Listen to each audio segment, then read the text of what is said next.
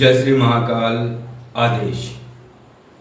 तो आज की चर्चा का विषय है ज्योतिष। तो जो ज्योतिषीय गणित होते हैं उस आधार पर व्यक्ति कई चीजों का पता लगा सकता है। हमारे यहाँ गांव में एक पंडित जी हैं, तो किसी की गाय खो गई, कोई व्यक्ति गांव से चला गया और वो लौटा नहीं है अभी तक, कहाँ है, जीवित है या नहीं है, इस तरीके के प्रश्नों का वो उत्तर देते हैं और वो उत्तर लगभग में 80% तक सटीक होते हैं। तो उसी आधार पर जो ज्योतिषीय गणना है, उस गणना के आधार पर कई चीजें निकलती हैं।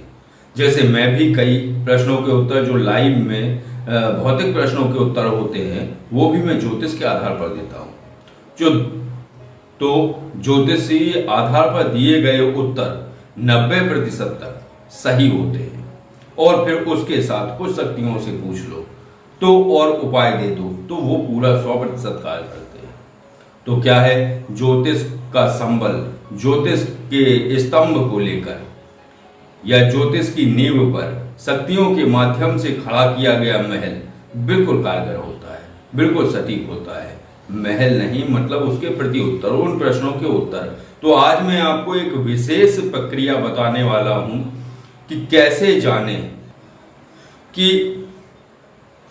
पति की पहले मृत्यु होगी या पत्नी की। ये बहुत सटीक सूत्र है।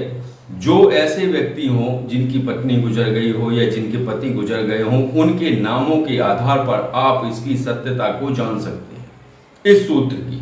तो इस सूत्र को समझने के लिए इसको एक सही ढंग में अपनी याददाश्त के लिए मैंने लिखा हुआ है। इसको एक तरीके से गद्य के रूप में लिखा है। इसको एक दोहा समझे या कवित्व समझे, इस आधार पर मैंने नोट कर लिया था अपनी भाषा में, क्योंकि वो विस्मृत ना हो जाए। क्योंकि वो सारी गणनाएं भूल जाती हैं कि किसमें से क्या घटाना है, क्या जोड़ना है, क्या भाग देना है और कितना शेष बचता है, तो उसके आधार पर क्या फलादेश होता है। तो इसका है कि नाम के अक्षर तिगुना कीजिए और मात्रा करिए 4। अर्थात जिनका आप निकाल रहे हैं उन दोनों के नाम के अक्षरों को कर दीजिए 3 गुना।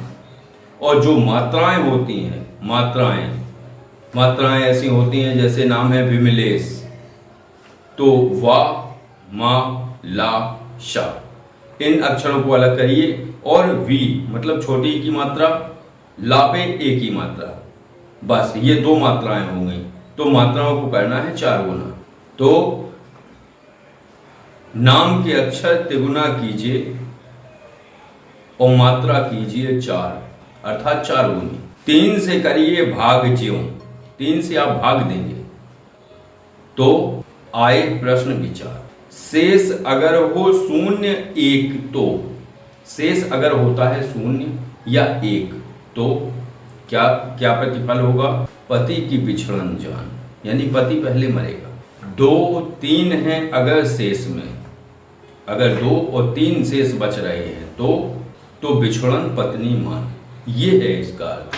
अगर ये जो है 2 या 3 शेष बच रहे हैं तो पत्नी की पहले मृत्यु होगी, और अगर 0 या 1 शेष हो रहा है तो पति की पहले मृत्यु होगी। इस आधार पर आप ये जानकारी निकाल सकते हैं। इस आधार पर आप पति पत्नी में से किसकी मृत्यु पहले होगी, इस आधार से, इस गणित से आप ये निकाल सकते हैं। और ये 90% तक सटीक है, आप निकाल के देख लीजिएगा।